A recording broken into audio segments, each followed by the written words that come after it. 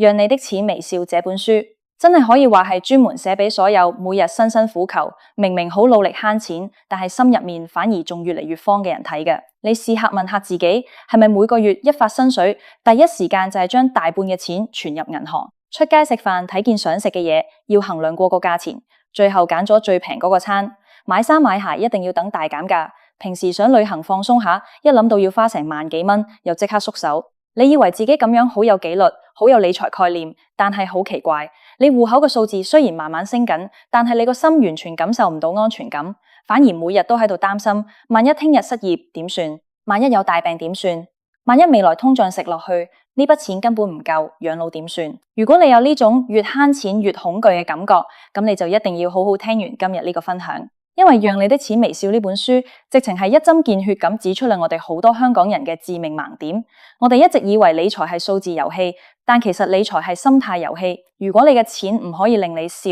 咁你存再多嘅錢都只係做緊錢嘅奴隸。今日呢20分鐘，我會用最接地氣嘅方式，幫大家拆解呢本書最精髓嘅5大理財支柱。聽完之後，你唔單止會明白點解自己以前越慳越慌，仲可以即刻止損，重構你嘅個人財務系統，令你嘅錢真正幫你工作，亦都令你嘅心徹底落定。第一大支柱，重塑金錢，關係你嘅錢到底係恐懼嘅防空洞，定係自由嘅槓桿？好啦，我哋即刻講第一大支柱。作者喺書入面問咗一個好震撼嘅問題：你存錢嘅動機到底係出於恐懼，定係出於渴望？我哋香港人從小到大接受嘅教育，大多係積谷防饑，要慳啲啊，外圍環境好差啊，呢種思想本身冇錯，但係如果你的所有財務行為全部份係由恐懼去驅動嘅，你就會陷入一個極度可怕嘅心理陷阱。你諗下，當你存錢係因為恐懼失業、恐懼貧窮、恐懼老無所養，咁你每存1蚊，你嘅大腦其實都喺度重複同你講：世界好危險，我好脆弱，所以我需要呢1蚊嚟救命。結果係點？結果就係你存得越多錢，你大腦積聚嘅恐懼感反而越多。你個戶口可能由6位數去到7位數，但你嘅焦慮感亦都由6次方升到7次方。書入面提出咗一個完全唔同嘅視角，你要將錢睇成你嘅自由槓桿，而唔係恐懼嘅防空洞。咩叫自由槓桿？意思係每1蚊都係你派出去嘅士兵，佢哋嘅任務唔係幫你防禦世界嘅威脅，而係幫你換取選擇嘅權利。當你擁有100萬，意思唔係我終於可以抵禦100萬嘅災難，而係我有權利去對我不喜歡嘅工作說不，我有權利去過我想過嘅生活，我有權利去陪我愛嘅人。要做到呢一步，第一件事就要止損你嘅極端自虐式慳錢。好多人連一杯幾十蚊嘅咖啡都唔捨得飲，平時工作已經極度辛苦，放工仲要因為嗰幾蚊幾毫去折磨自己。呢種唔係理財，呢種係對自己嘅精神虐待。當你開始學識將金錢視為實現人生價值嘅工具，你嘅錢先至會開始微笑。第二大支柱，切割盲目投資，搞清楚資產同負債嘅真實邊界。講完心態，我哋講第二大支柱，呢個亦係最多香港人踩坑嘅地方。你以為你喺度投資，其實你只係喺度消費或者賭博。作者喺書入面好犀利咁指出，很多人之所以越理財越窮，係因為佢哋連咩係真正的資產都搞唔清楚。大家成日聽人講買樓係資產，買股票係資產，但係作者話你知，如果一件嘢每個月都喺度流走你嘅現金流，而佢本身又唔能夠為你帶來穩定的收益或者生活質素嘅提升，咁喺財務結構上，佢其實就係負債。舉個例，好多人咬緊牙關，將所有積蓄拿去付首期買樓，然後接下來20-30年，每個月大半薪水都要用嚟供樓。為了供呢層樓，不敢轉工，不敢放假，不敢病。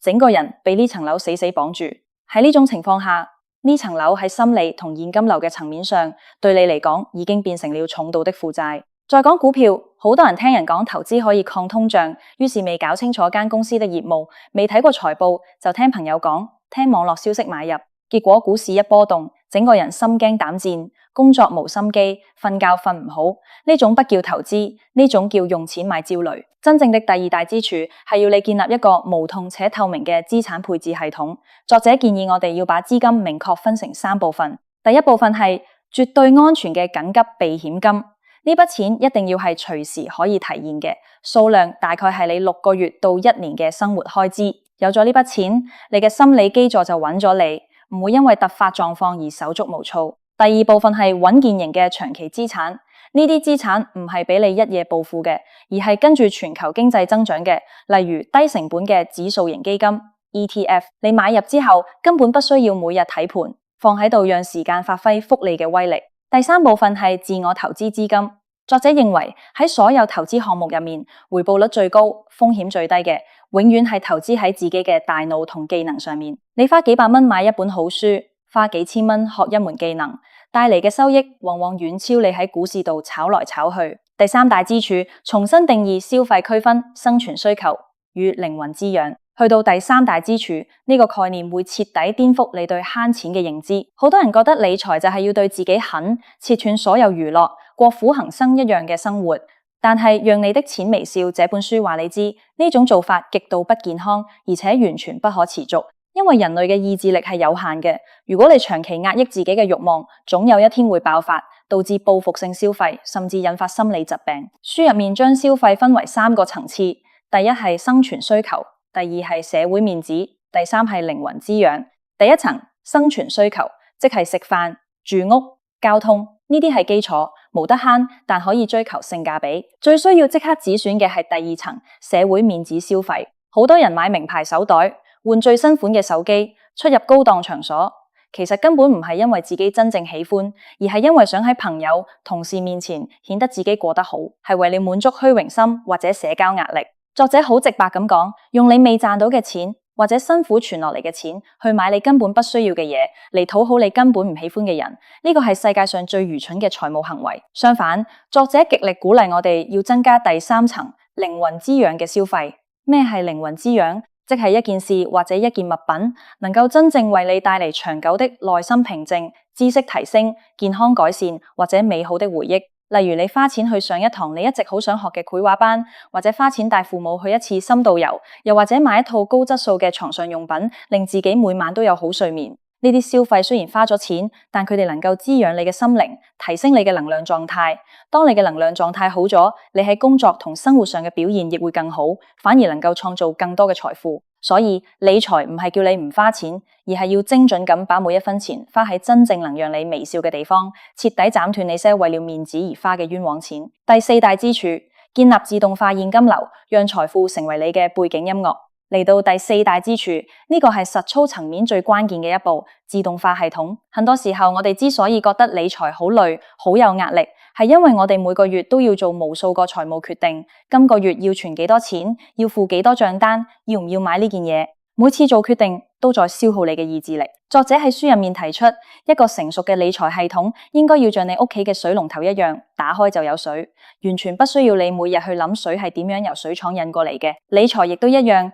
你要建立一個自動化嘅財務管道。具體可以點做？首先，實行先支付自己嘅原則，每個月薪水一入賬，不要等花淨咗先嚟存錢，因為你永遠不可能有花淨嘅錢。你應該設定自動轉賬，喺入薪水嘅當天就將10%至20%嘅資金自動轉入你嘅長期投資戶口或者獨立嘅儲蓄戶口。其次，將所有固定開支自動化，例如水電、煤氣費、租金、保險費等等，全部設定自動扣賬，這樣你就可以清空大腦嘅存儲器，不需要整天記住幾時要交咩費。最後剩下的錢就是你今個月可以自由支配嘅無罪感消費資金。喺呢個額度入面，你可以盡情去用，完全不需要有罪惡感，因為你已經完成了儲蓄同投資嘅目標。當你把財務流程自動化之後，理財就會變成你生活嘅背景音樂，佢喺背後默然運作，為你積聚財富，而你則可以把100%嘅精力放在你嘅事業、興趣同家人身上。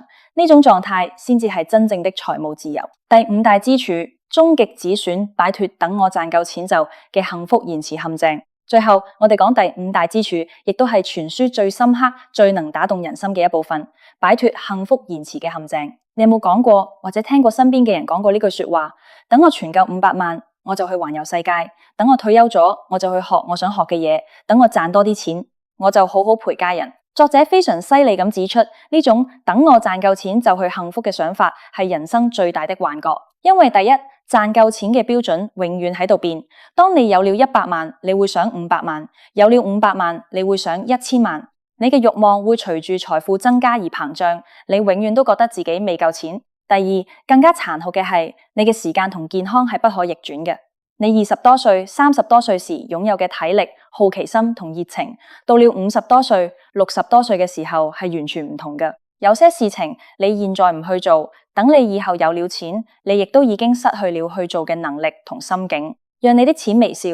這本書嘅核心靈魂就係告訴我哋，金錢嘅終極目的係服務於你當下與未來嘅平衡，而不是為了未來而徹底犧牲當下。真正健康嘅理財係一邊為未來做好財務規劃，一邊喺當下過好每一個充實嘅日子。你需要即刻止損嗰種將所有幸福都延後嘅思維模式。如果有一件事係你現在非常想做，而且喺你財務能力承受範圍之內嘅，不要等，即刻去做。讓金錢喺你生命嘅每一個階段都能夠發揮佢應有嘅價值，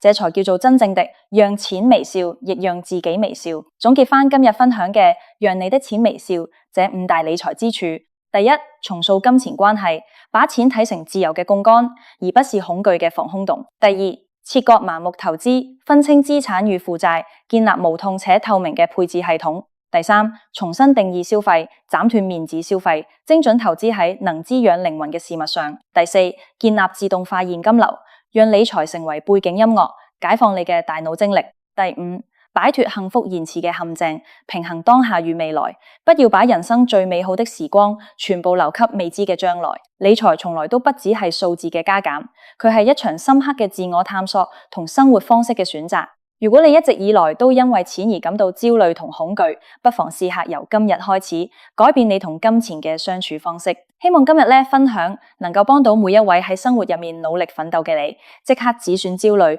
重新奮回對生活嘅掌控感。